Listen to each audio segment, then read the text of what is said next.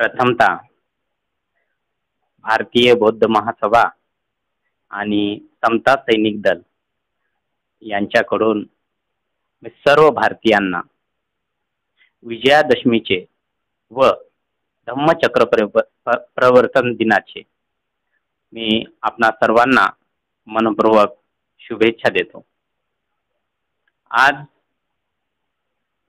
धम्मचक्र प्रवर्तन दिवस म्हणून फक्त भारत देशच नाही तर ह्या जगातले अनेक देश उत्सव म्हणून साजरा केला जातो।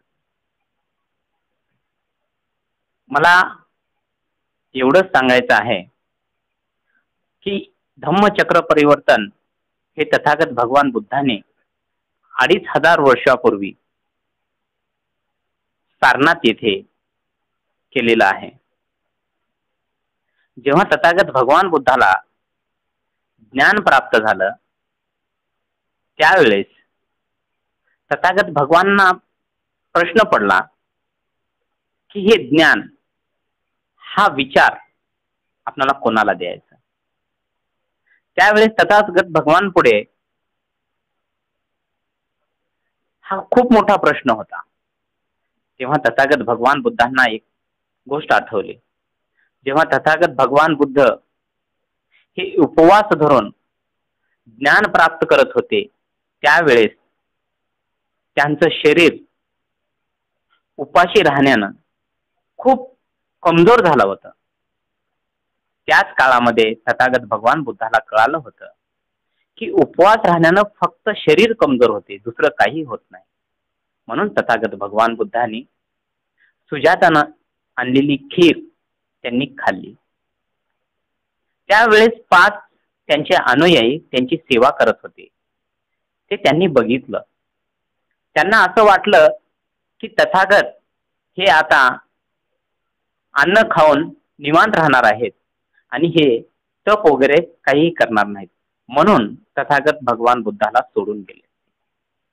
तेव्हा तथागत भगवान बुद्धांना ती गोष्ट आठवली की हे 5 अनुयायी माझी खूप सेवा केलेले आहेत।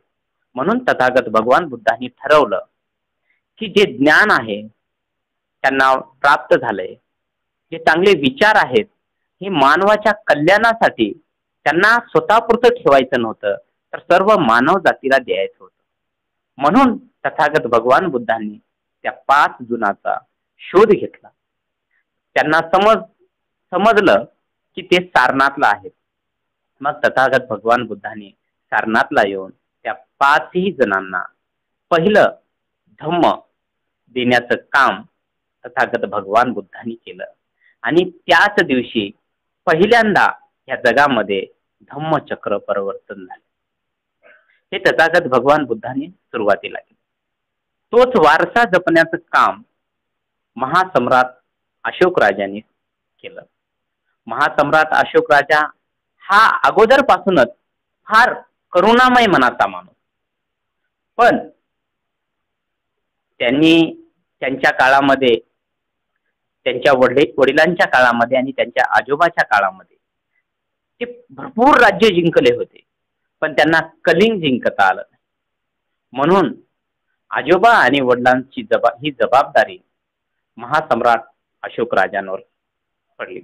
महासम्राट अशोक राजा कलिंगच्या युद्धाच्या अगोदर एकही युद्ध जिंकलेलं नव्हतं, कारण ते कुठं जर तसं वातावरण राज्यातून विद्रोह होण्याचं वातावरण जर दिसलं तर त्यांनी त्या ठिकाणी जाऊन अनेकदा मैत्रीपूर्ण भावनेनं तिथलं प्रश्न मिटवण्याचं काम सम्राट अशोक राजांचं इतिहासामध्ये वाचायला मिळतं। पण सम्राट अशोक राजांना जेव्हा कलिंग युद्ध जिंकायचं हे त्यांच्या वडिलांची आणि आजोबाची जबाबदारी ही सम्राट अशोकांवर पडली, तेव्हा सम्राट अशोक खूप प्रमाणामध्ये लाखोंच्या प्रमाणामध्ये सैनिक घेऊन जाऊन त्यांनी कलिंगचं युद्ध जिंकलं।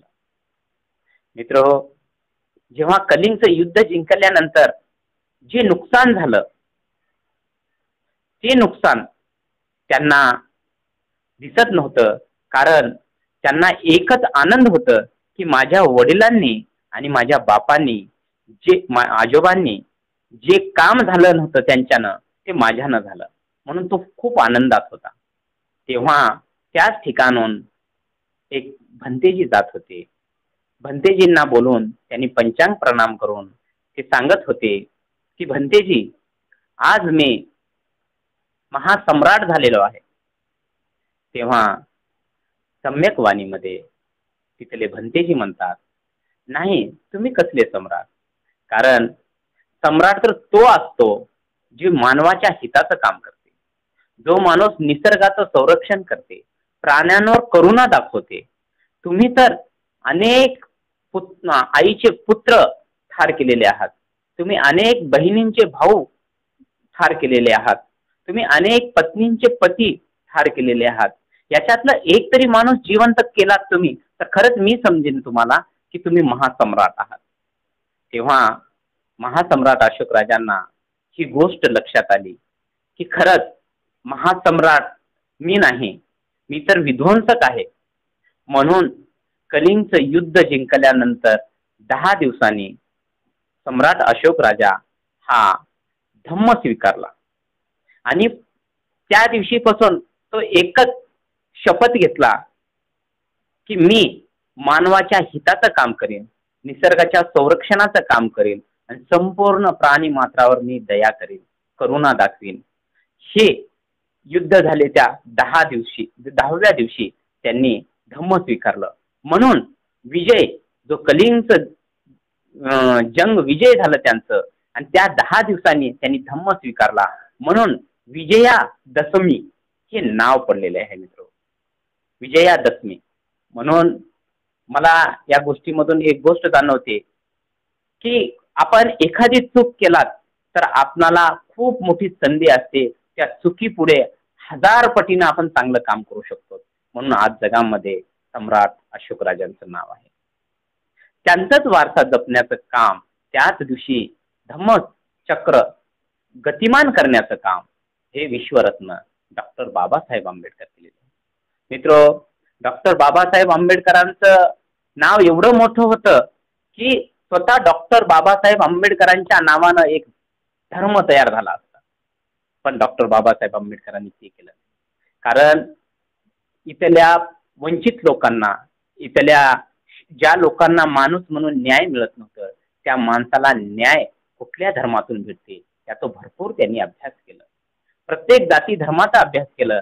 त्यांना एकच पाहिजेत होतं, माणसाला माणुसकी शिकवणारा धम्म जर कोणता असेल तर ते तथागत भगवान बुद्धाचा धम्म. म्हणूनच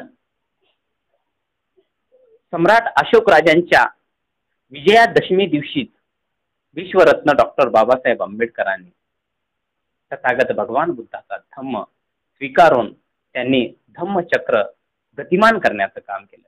कारण ह्या धम्मामध्ये माणसावर माणुसकी दाखवण्याचं एकमेव केंद्रबिंदू आहे.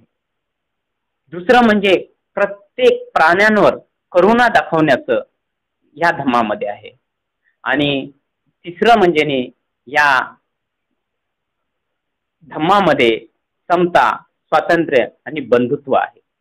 म्हणून हा धम्म कुठलीही परंपरेनं आलेली गोष्ट स्वीकारते वेळेस सतत विवेक बुद्धीच्या कसोटीवर तपासून स्वातंत्र्यपणानं आपल्याला कुठलीही गोष्ट स्वीकारता येते. म्हणूनच डॉक्टर बाबासाहेब आंबेडकरांनी हा धम्मचक्र गतिमान करण्याचं काम केलेले आहे. मी शेवटी एकच सांगतो, डॉक्टर बाबासाहेब आंबेडकरांचं वाक्य आहे, मी पहिल्यांदा भारतीय आहे आणि शेवटी पण भारतीयच आहे. धन्यवाद. जय भीम, जय बुद्ध.